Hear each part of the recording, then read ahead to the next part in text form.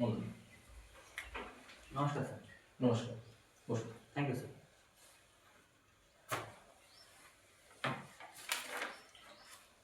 কি নাম? স্যার সর্বশেষ মন্ডল। কোথা থেকে আসছো? স্যার আমি নদিয়া জেলার কৃষ্ণগঞ্জ থানার অন্তর্গত চৌগাছা গ্রাম থেকে আসছি। আচ্ছা, পড়াশোনা কত দূর করেছো? স্যার উচ্চ মাধ্যমিক পাস। কোথা থেকে?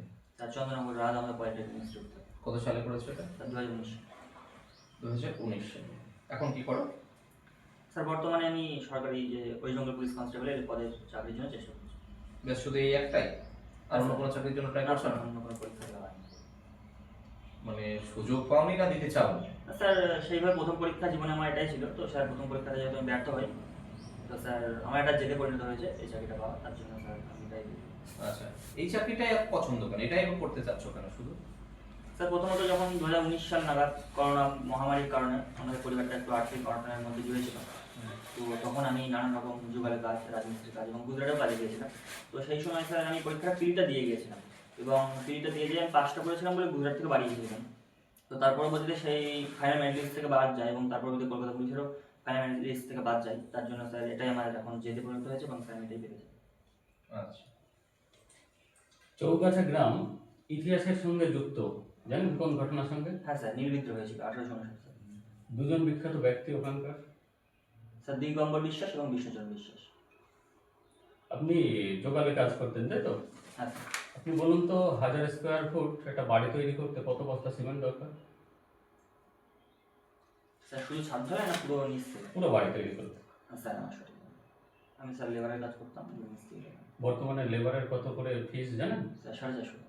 450 টাকা। আপনি কি এখানে করতেন এই রাজ্যে না বাইরে না রাজ্যে? স্যার, আমি এই রাজ্যে গ্রামগঞ্জে করে বেড়াতাম এবং বাইরে আমি স্যার আদার্স কাজে গেছি। কোথায় সুযোগ সুবিধা বেশি বলে আপনার মনে হয়, পশ্চিমবঙ্গে না বাইরে রাজ্যে? স্যার বাইরে রাজ্যে। বাইরে রাজ্যে।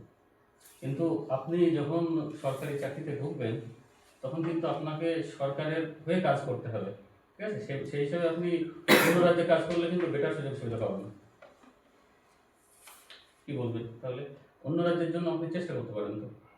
না স্যার, সেরকমভাবে আমি কখনো ভাবিনি এবং আমি এটাতে ঠিক আছে বলে মনে করি। একজন লেবার মানে উনি হচ্ছে বাইরের রাজ্যে বেশি সুযোগ সুবিধা পাচ্ছেন, সেরকমভাবে একজন কনস্টেবলেরও কিন্তু ডিএ অন্যান্য দিক থেকে ধরে অনেক বেশি মাইনে বাইরের রাজ্যে হবে। তাহলে সেখানে তো আপনি চেষ্টা করতে পারেন, অল ইন্ডিয়া সবাই সব জায়গায় পরীক্ষা দিতে পারে, তাহলে আপনি ওয়েস্ট বেঙ্গল থেকে স্যার এই বাইরের বিষয়টা আমি সঠিক জানি না স্যার, আমার জানা নেই। আচ্ছা, তোমার কত স্কোর আছে? স্যার 58। 58। কোন দিকটায় বেশি হয়েছে? স্যার অ্যারিথমেটিক এবং রিজনিং। অ্যাথলেটিক এবং রিজনিং। আচ্ছা, সর্বশেষ তোমার বাড়ি নদিয়া। তুমি নদিয়া থেকে কোন কোন স্টেশন দিয়ে এসছো তোমার মনে আছে? না স্যার, এই মুহূর্তে সম্ভব না। নদিয়া জেলার লাস্ট স্টেশন কি ছিল? স্যার তোমার পলাশি। আসার কথা? হ্যাঁ স্যার, তোমার আসার পলাশি। পলাশি। আর মুর্শিদাবাদের লাস্ট স্টেশন কি ছিল তুমি যেখানে নেমেছো? স্যার আমি বহরমপুর নেমেছি। আচ্ছা, তোমার বাড়ির উত্তর দিকে কোন জেলা আছে? স্যার মুর্শিদাবাদ। মুর্শিদাবাদ। আর দক্ষিণ দিকে? স্যার উত্তর 24 পরগনা। আচ্ছা, পশ্চিমবঙ্গের জনবহুল জেলা কোনটা? সব থেকে জনসংখ্যা বেশি পশ্চিমবঙ্গের কোন জেলা? স্যার উত্তর 24 পরগনা। উত্তর চব্বিশ পরগনা। তুমি শিওর? হ্যাঁ স্যার। নেশা করা হয়? না স্যার। নেশা করা হয় না? আপনার চোখ তো লাল মনে হচ্ছে। স্যার গাড়ি চালিয়ে গেছে ওর জন্য। গাঁজা খান? না স্যার। পুলিশের ডিউটি করতে যদি আপনার খুব চাপ হয়ে যায় তখন কি নেশা করবেন আপনি? না স্যার, কখনো না, নেশা করা আমি পছন্দ করি না জিনিসটা। পুলিশের মাইনে তো খুবই অল্প জানেন কনস্টেবলের, তাহলে পরিবার চালানোর জন্য যদি এক্সট্রা ইনকামের দরকার হয় তাহলে কি করবেন আপনি? ঘুষ নেবেন? স্যার আমি 9,000-8,000 টাকা কাজ করেও স্যার নিজেকে অনেক ভালো মনে করেছি, তো স্যার এখানে যে স্যালারিটা দেওয়া হয় সেটা স্যার আমার জন্য না বলে আমি মনে করি। সৌরভ স্যার? আচ্ছা, WPL তারপরে কি না স্যার। উমেন্স প্রিমিয়ার লিগ এটা বলা হয়। স্যার খেলা দেখা হয় না সেটা। আচ্ছা, ভালো দেখা হয়নি।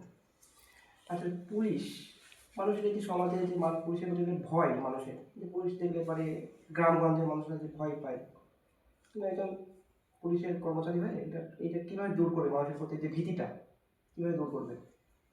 স্যার সাধারণত গ্রামে গঞ্জে যে ভীতিটা সেটা দূর করতে গেলে স্যার তাদের সঙ্গে তারা যে সামাজিক অনুষ্ঠানগুলো করছে, যেমন রক্তদান শিবির এবং বস্ত্র বিতরণ অনুষ্ঠান, তাদের সঙ্গে সেইগুলো যোগ দিতে হবে এবং তাদের সমস্ত অনুষ্ঠানের মধ্যে স্বতঃস্ফূর্তভাবে যোগদান করতে হবে, তাহলে স্যার তাদের ভয়গুলো দূর হবে। আপনি কোনোদিন থানায় গিয়েছেন? না স্যার, জানা নেই। তাহলে আপনি তো ভয় পান পুলিশকে। না না স্যার, ভয় পায় না, সেভাবে কোনো কারণ হয়ে ওঠেনি যে আমার সঠিক কারণ হলে স্যার অবশ্যই যাবো।